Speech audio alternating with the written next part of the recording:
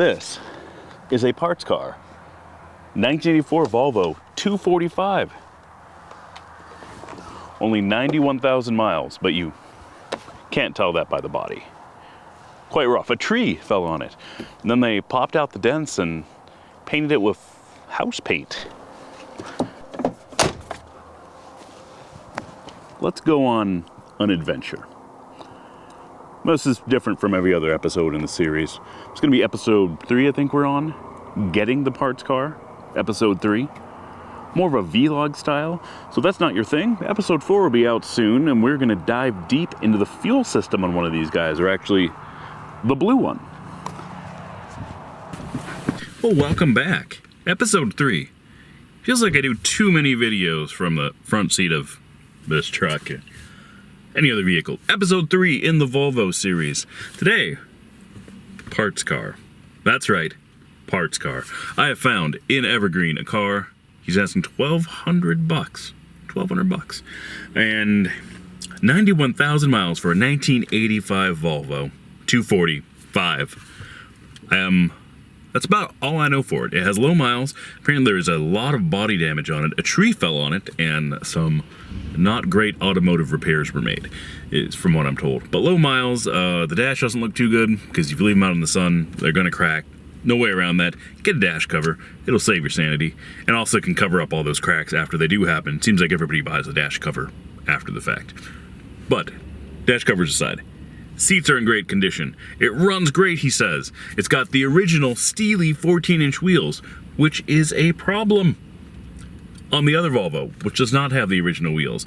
It has later model wheels, which rub on the struts, which led to our problem of that tire falling off because a wheel spacer was put in, and it was like, it's not even that big, it's like a 1/4 inch. It's a small wheel spacer, but apparently they don't give you that much lug nut in these, or lug stud, because there wasn't enough to hold that tire on and it fell off. And then later when we put the tire on, not knowing that a wheel spacer had fallen off, that tire rubbed on the strut in the back and then blew out.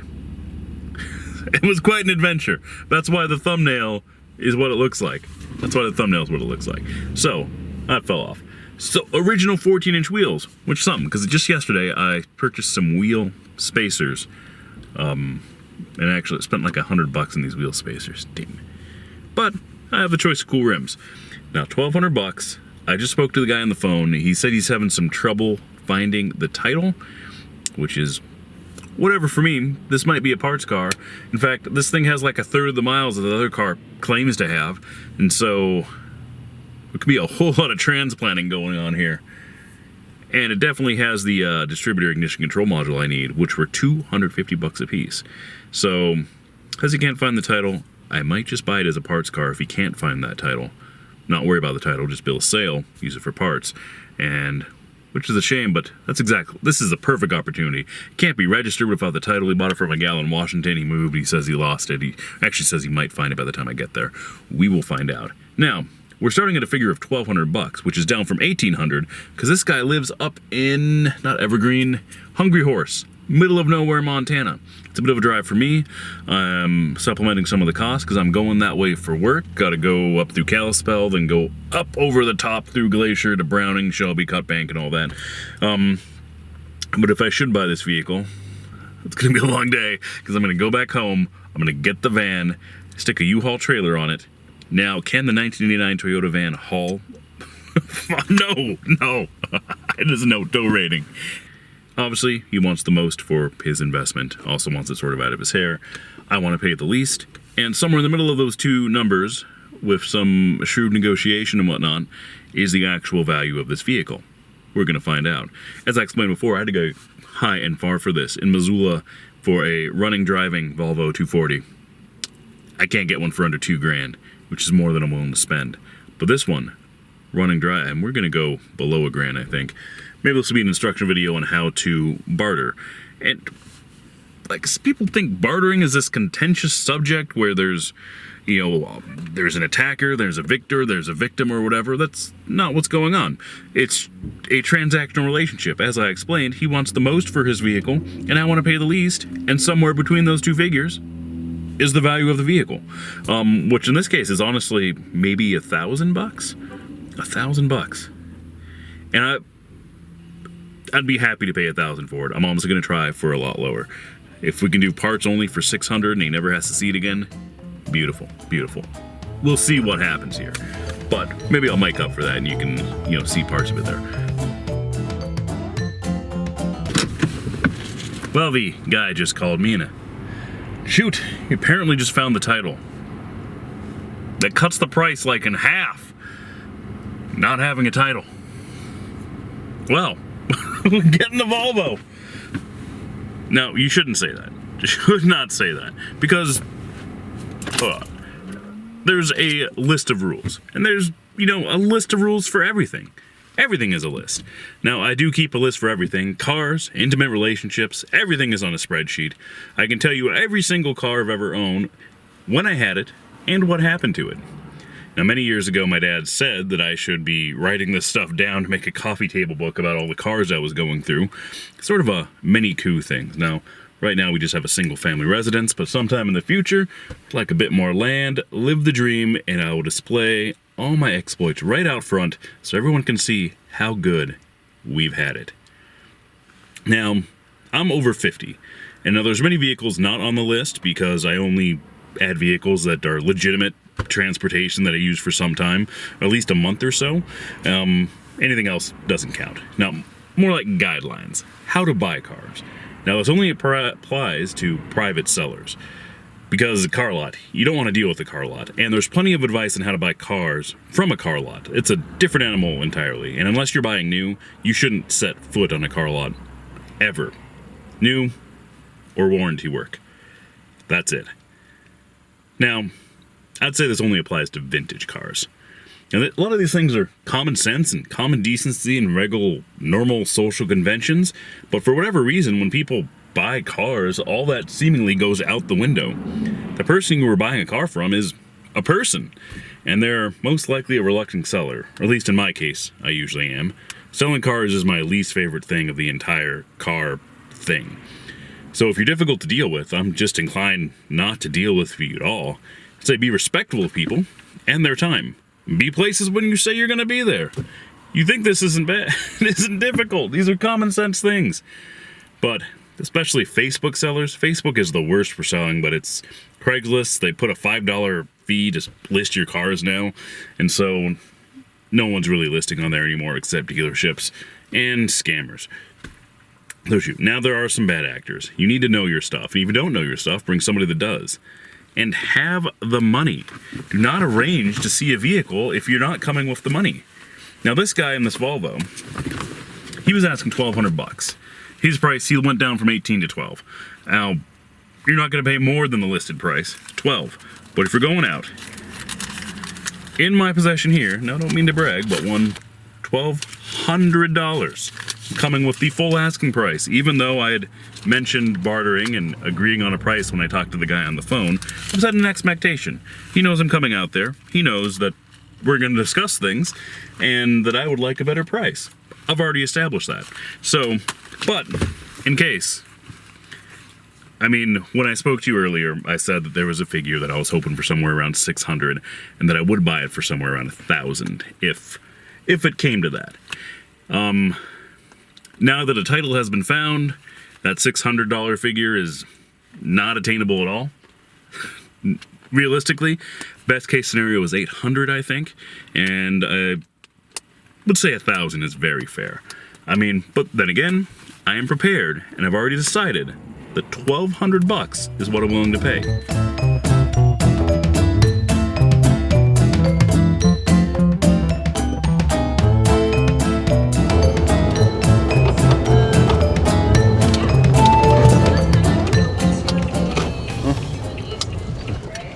There is one Volvo. Oh yeah!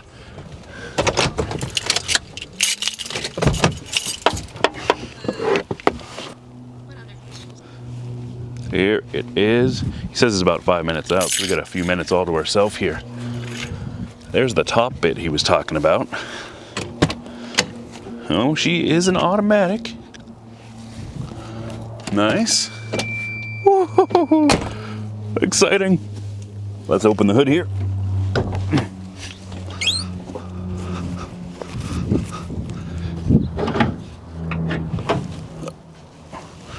Oh my goodness. Original. And there is a vacuum line going to that. Turns out it was mounted backwards the whole time. Who knew? Sweet. Sweet. Oh, they went with an Everstart Max, not a value. Nice. A working hatch, which mine does not have.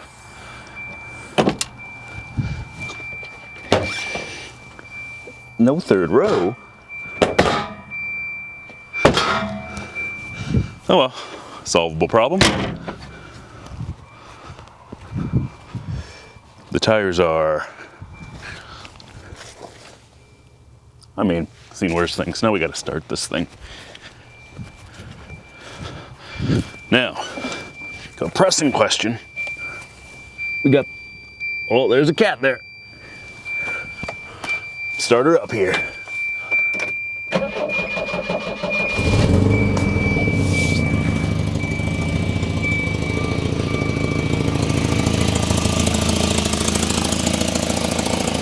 Yeah, buddy. Oh, recent oil? That's an exhaust leak. Oil exists? I always say that, but that actually looks really good. And nothing alarming in there.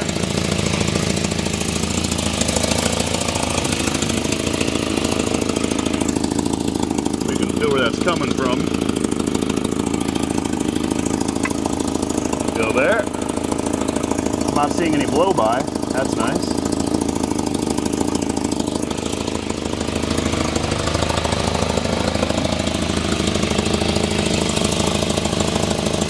And we'll check our numbers here.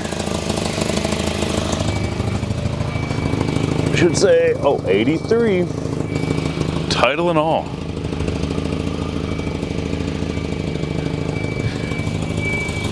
Let's feel these brakes. Working brakes. Reverse.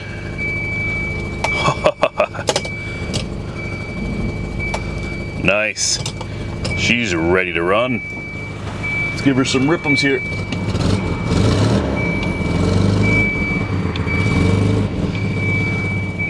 Definitely an exhaust leak. Headlights.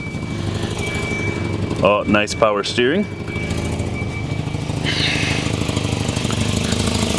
That is the switch for the headlights. I am sold. Such tiny tires. You get dirty doing this. No third row. Huh. Nice. I am digging this whole thing. Oh, weather sealing. I mean, the body isn't too bad at all. Not bad at all.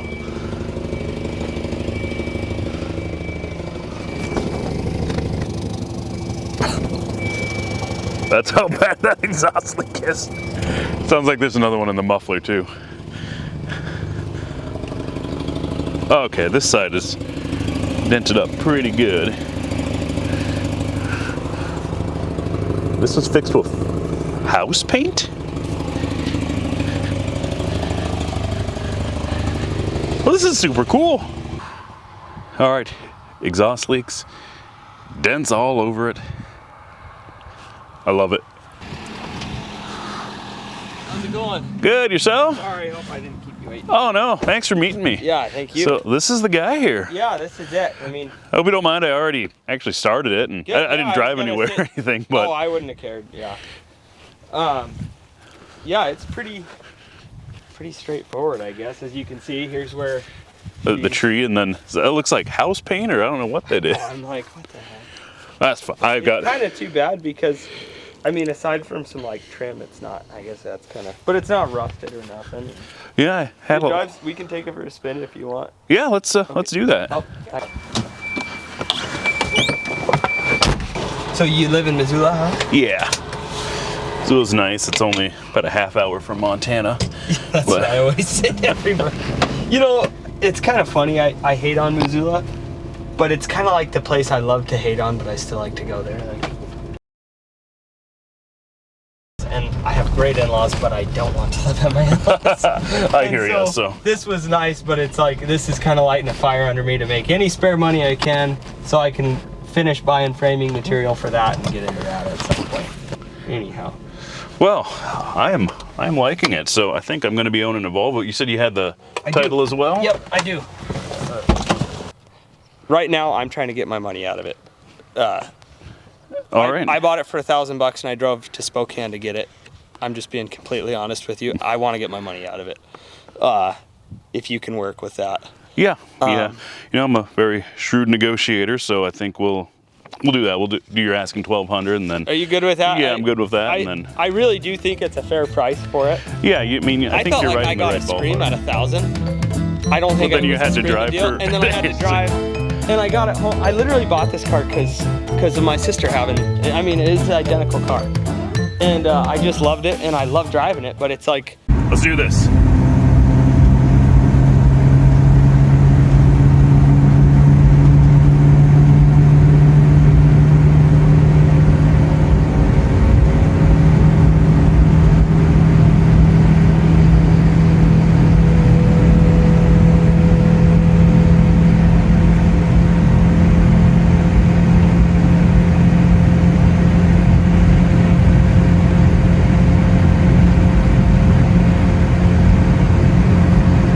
I'm gonna let her hit fourth. I'm letting off. Now we're cruising on that torque. At 95-ish, we're doing pretty good.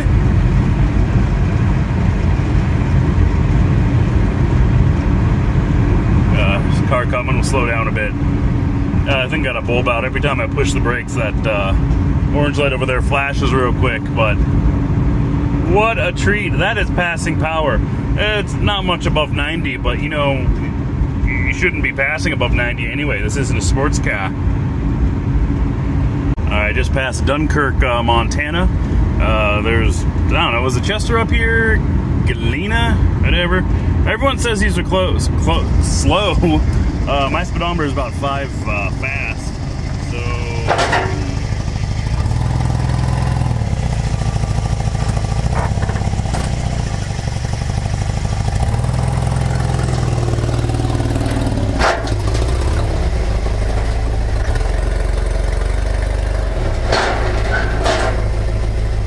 Oh, look at this thing. What a gem. And good on U-Haul. Good on U-Haul. Look at this. Look at this. This car isn't very tall off the ground, but yet pretty low. And still, you don't get that in a lot of other trailers. Hold on, safety first. We're in park, but be thorough.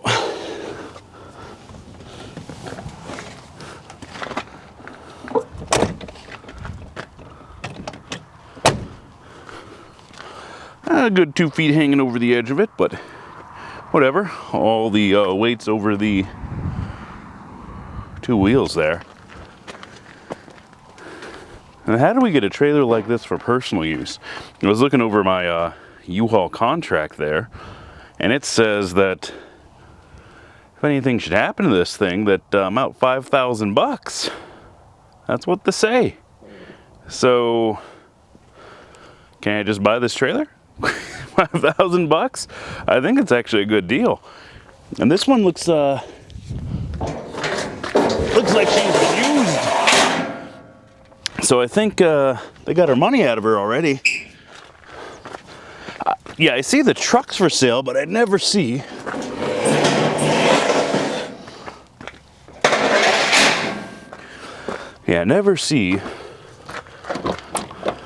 Wow, how cool is this? Yeah, never see the trailer for sale, and I would love to own one of these. Heat diffuser there. Got a recovery ring there. Let's see here. Look at that cute little 8-inch.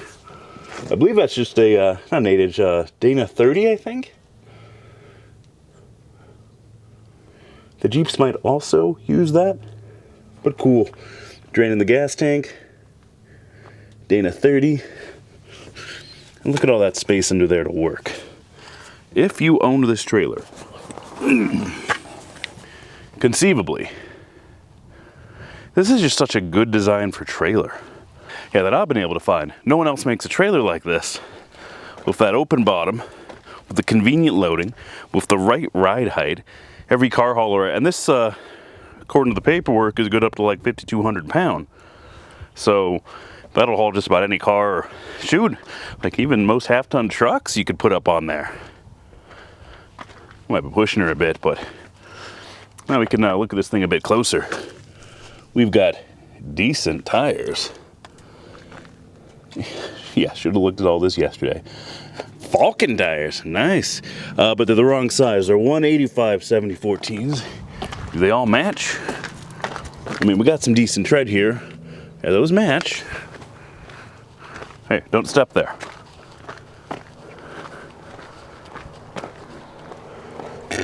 Another Falcon. This one looks like she has some curb in there, but that's to be expected.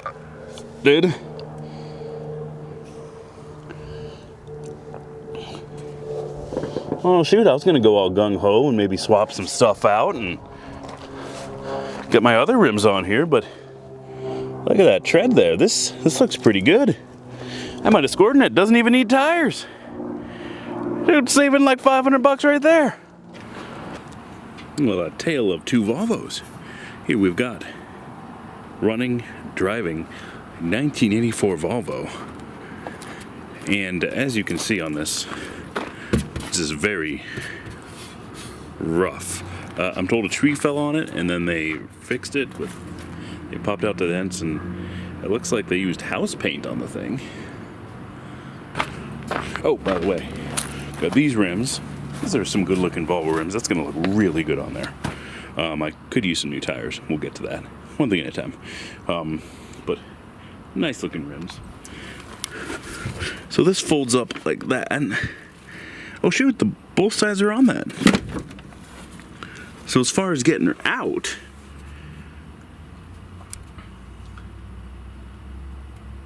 we just need to take off the bottom part. That's pretty easy. It's about the same depth, it looks like.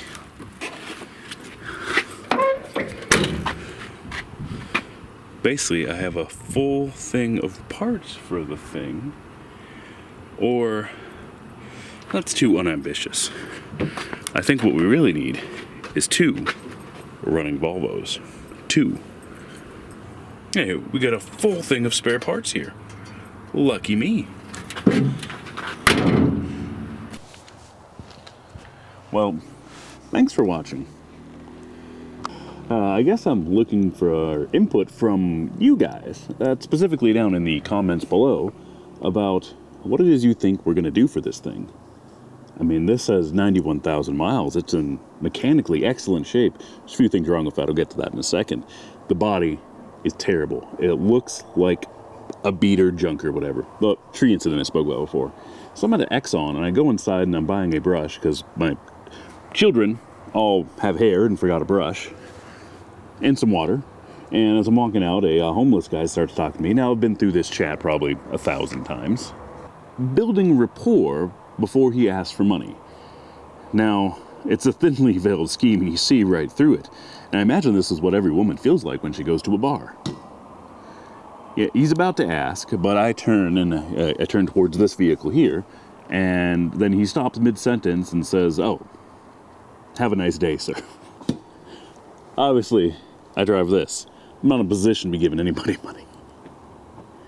That's what this car says. But it's completely reliable, dependable, tough. You don't have to worry about denting the thing, obviously. But I think the mechanicals in here are too good to be used just for parts. That would be an incredible waste, in my opinion. It has an exhaust leak, no big deal. I have the gasket that'll get replaced at some point. It's got a ball joint that needs to be replaced, and what was the last thing? Oh, the timing belt should be replaced. Doesn't necessarily need to be with only 91,000, but it's aged out, and that is something that'll leave you immediately stranded, so should be replaced.